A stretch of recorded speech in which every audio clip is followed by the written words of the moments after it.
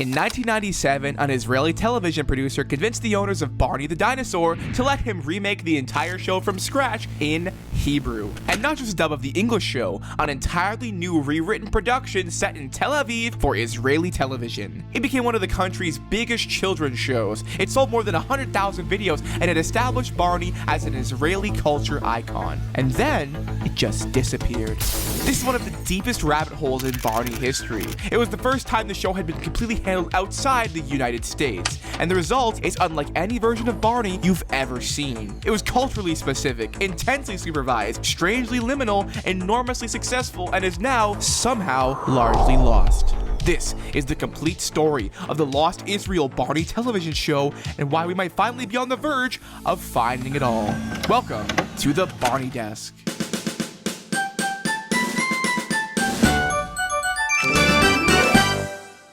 By the mid-1990s, Barney had become one of the most tightly controlled children's media properties on Earth. The Texas-based Lyric Studios had exported Barney to roughly 80 countries, fulfilling creator Cheryl Leach's goal of spreading his message of love worldwide. But wherever Barney went, Lyric made sure he remained Barney. If you're somehow unfamiliar with television dubbing, the process was basically this. Lyric would send the original American episodes to a company specializing in the local language. That company would translate the scripts, hire local voice actors, replace the audio, and then send the finished dub back through Lyric's approval process. And these dubs were often done pretty well, but that was only possible because Lyric was fiercely protective of its golden goose. Or I guess it's purple pal? Oh. Barney was supposed to look, move, and behave in one very specific way, and Lyric was not in the business of letting an outside company start tinkering with him. So imagine their surprise when an outside company wanted to tinker with him. Itzik Cole was a veteran of the Israeli media industry who'd worked in live broadcasting, news, and public affairs television. While living in Los Angeles, his 18-month-old daughter discovered Barney and Friends on PBS. "I saw it did something to this girl," he later recalled. "She fell in love with the character. She ate with it. She went to sleep with it." Watching his daughter become completely magnetized by Barney gave Cole an idea. So in March 1996, he arranged a meeting with Cheryl Leach and her father-in-law, Richard Leach, and shared his plans for bringing Barney to Israel. But he didn't want to dub the American show like they were expecting. Cole argued that Israeli children could hear Hebrew coming out of the television, but they would still be watching American children inside American schools, singing about American places and interacting with a world they didn't recognize as their own. He wanted Israeli children in Israeli settings with Israeli cultural references. The Leaches listened to this, they took a deep breath, and they said no. And understandably so. Barney was their most valuable character, and Cole was asking them to hand him over to an outside production company working in a language that they did not speak. But Cole kept pushing for approximately 2 years, and what reportedly helped change their minds was not some elaborate marketing study or ratings projection, it was the way he framed the idea. According to accounts of the negotiation, Cole knew that Cheryl and Richard Leach were devout Christians, so he framed the idea in terms he believed would connect with them. Why not let Barney, in his words, speak the language of the Bible? And apparently, this is what helped finally close the deal. Lyric agreed, but they were going to keep an extremely close eye on what was done with their dinosaur. The production began in 1997 for Talad's broadcast on Israel's Channel 2. It was going to be called Hachaverim Shel Barney, which translates directly to Barney's Friends. So much for the end. The American press immediately began wondering just how far this localization would go. One report announcing the production opened with the question, will Barney boast a yarmulke? And the answer is no, because even after Lyric approved the remake, Cole and his company, Roll Communications, were not being handed complete creative freedom. The Israeli team was only allowed to adapt episodes from the first 3 seasons of the American show, and the changes had to remain minimal. See, one of the biggest changes involved the American episode Hola Mexico.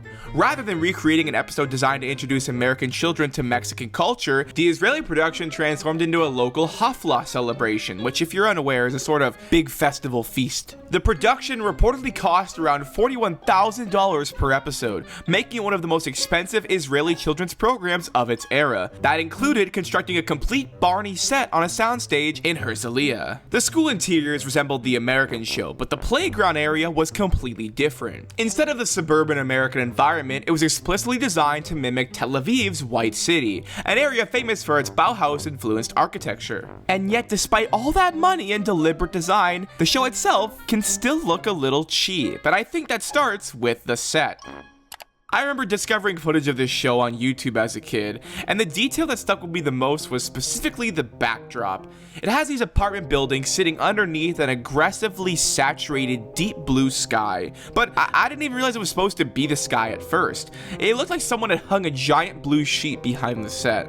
And then, now, I kinda noticed almost everything in this set is flat. The bushes are painted onto scenic panels, and the buildings are facades with visible scenes. Even the tree looks fake or like a giant carved cutout. People call some of the American Barney sets liminal. I don't entirely disagree with that. But this gives me some liminal vibes, man. Nothing behind the character seems to have any actual depth. It leans much more heavily into a theatrical aesthetic, almost like a live Tel Aviv children's production set. It's extremely artificial and slightly unsettling, but I think that's what makes it so visually interesting to me. It draws me in. Like the American series, the cast was deliberately diverse, this time reflecting Israel's population during the 90s. The kids also look noticeably older than those in the American seasons, which gives the production a slightly different energy. They may be a little too old to believably still be hanging out with Barney, but hey, Barney's a friend for life. And speaking of the Dapper Dino, his physical performance was handled by Josh Sagi, while Avi Turman supplied his voice. I find the voice Turman gives Barney to sound very sleepy, almost like he's yawning throughout the entire show. היה כזה כיף ללמוד היום על 5 החושים שלנו. יצאתם פעם לסיבוב במכונית וביקרתם בכל המקומות בהם אני ביקרתי היום? ותזכרו, אני אוהב אתכם. ביי, להתראות, ביי. It's a character choice, I'll give him that.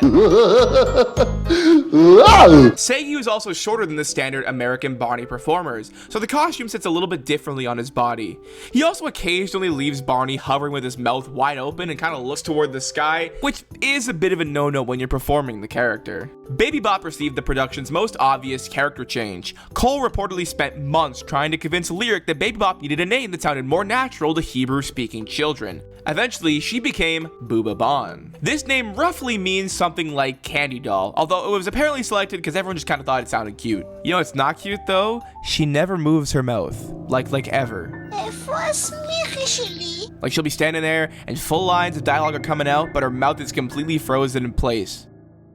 Not a fan. You're also probably wondering about how they adapted BJ, and that's a funny story. He's not in this. They just didn't include him. The production explicitly avoided adapting episodes where BJ was necessary, and I've yet to find a concrete explanation as to why. However, some Barney books were translated into Hebrew, and in those, BJ was reportedly renamed to Bobby Ben. I like that name, that's cute. Something I've always found personally neat is that Lyric supplied the production with the current Barney suits from the time, despite the series adapting episodes from the early American seasons. You know, that was when Baby Bop was very tall and it was kind of scary. So these are essentially remakes of early Barney episodes using the more modern character designs.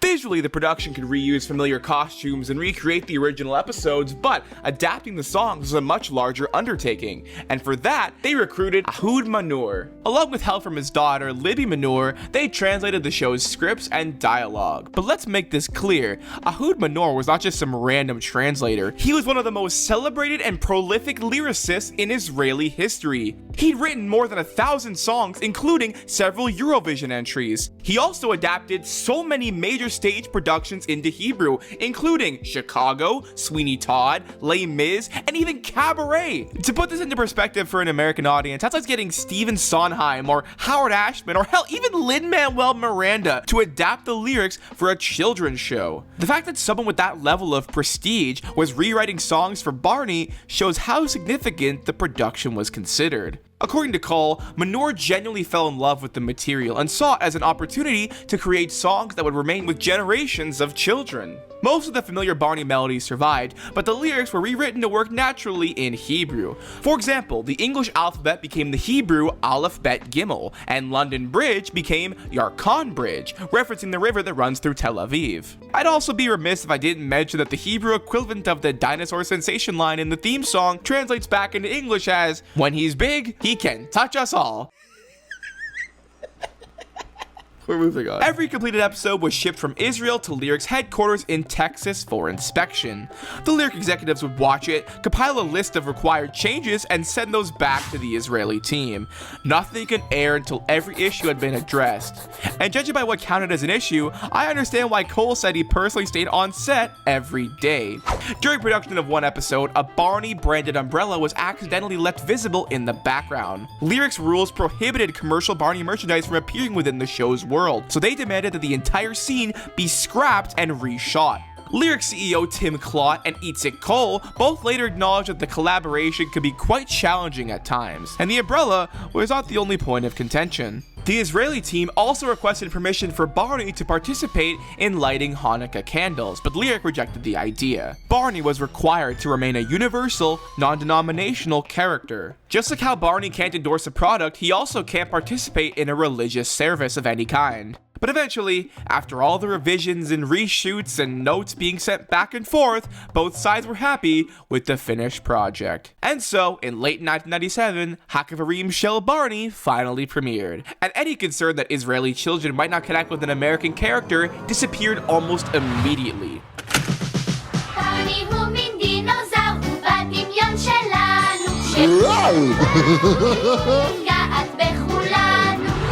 During the press tour, Cheryl Leach was asked a question by the Paradise Post. Was Barney Jewish? She laughed and replied, "No, he's not, but his heart is."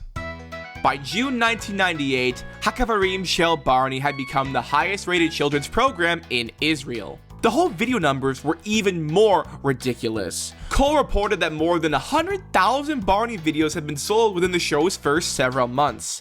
Per capita, that was compared with selling approximately 4.5 million copies in the United States.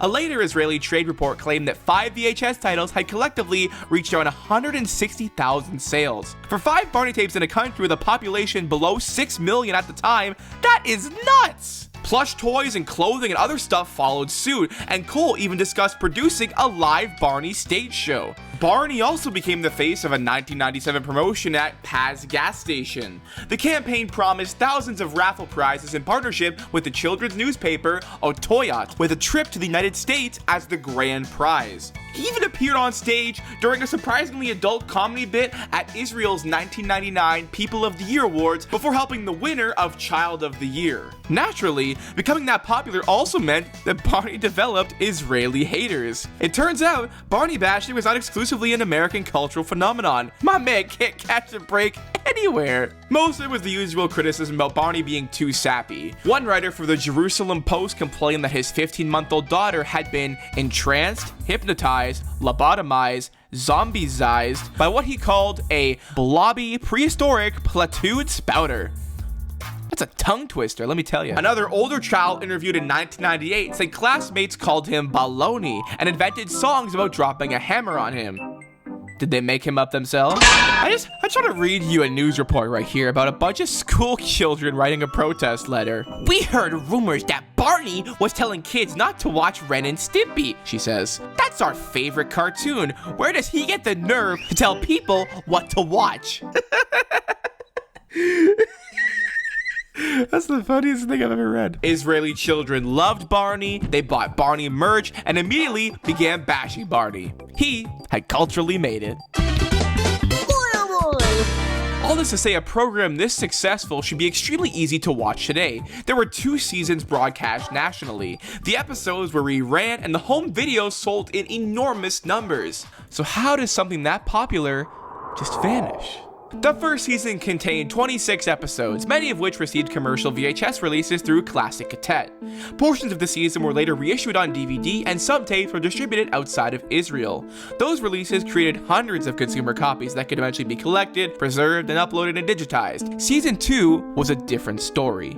Its home video releases were handled through 5 Star Entertainment, and while some episodes were issued on VHS, they were never put onto DVD. I hate to be the bearer of bad news, but guys, unfortunately, tapes degrade. Tapes get thrown out, or they get recorded over. They sit inside attics until the material physically deteriorates. And that right there is how you lose a season of television. According to current archival tracking, only 6 of Season 2's 26 episodes have publicly surfaced in full. 1 additional episode survives through fragments, but the remaining 19 are just lost. In 2015, the original American Barney and Friends received a completely unrelated Hebrew dub for Jim Jam, which featured a new cast. By then, the original Israeli co-production was already becoming increasingly inaccessible and slowly fading from public memory. The YouTube channel Dinostalgic90 has since become one of the only reliable access points for surviving material. Every once in a while, he manages to track something down and upload it onto YouTube, but it's been a long process with a lot of dry spells. But not all was lost, because apparently, right before the COVID-19 pandemic, the original producers wanted to revive Hachaverim Shel Barney for a new generation and introduce the character to an entirely new group of children. This comes courtesy of Barney historian Andrew Olson, who actually spoke with people involved in the Hebrew production. Unfortunately, it never got off the ground. We don't know how far those talks progressed, or whether Mattel was ever formally approached, whether it was a licensing issue, or whether it remained nothing more than a preliminary idea. And for years, that seemed like the end of the story. The show had become a relic of a bygone era, and the missing episodes were never going to be seen again. Right?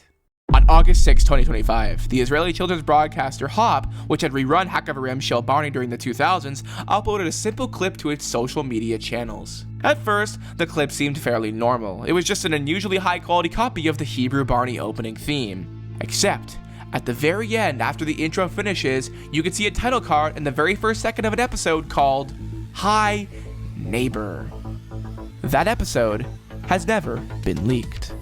Which means Hop almost certainly has a studio quality master of at least that episode sitting somewhere in its archive. And if it has that episode, it may have the complete first season. It may even have the entire show. We know this because of one accidental second of footage uploaded by some social media intern, yet that second might be the most important development in the preservation of this series in almost a decade. Hachaverim Shel Barney proved that Barney could be rebuilt for an entirely different part of the world without losing what made the character Barney. Itzik Cole spent roughly 2 years convincing Lyric to trust someone else with their baby, and against almost every concern they had, it worked. That success helped pave the way for later international co-productions, including the similarly lost Korean series, which I recently archived a high-quality episode of, so go check that out. The strange part is that this enormous success is now largely lost to time, but more continues to surface all of the time, and I genuinely think we may be on the verge of a major breakthrough.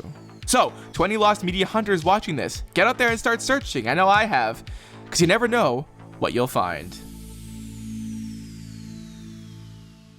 And that was the Hebrew Barney co-production. I found a lot while researching this video that I had never heard of before, so if you enjoyed it, I'm glad, because I enjoyed it. And if you did, consider subscribing. I make deep dives into the forgotten history of the Barney franchise and brand, so if it sounds interesting to you, click the button below. And while you're there, you can also join the Deskies, our little community here, where you get access to behind-the-scenes videos, early access voting and polls, custom badges and emojis, and access to our Discord server. Right now, I'm in the process of preserving episodes from the majorly lost Barney Korean co-production, and members, they're the first to see them.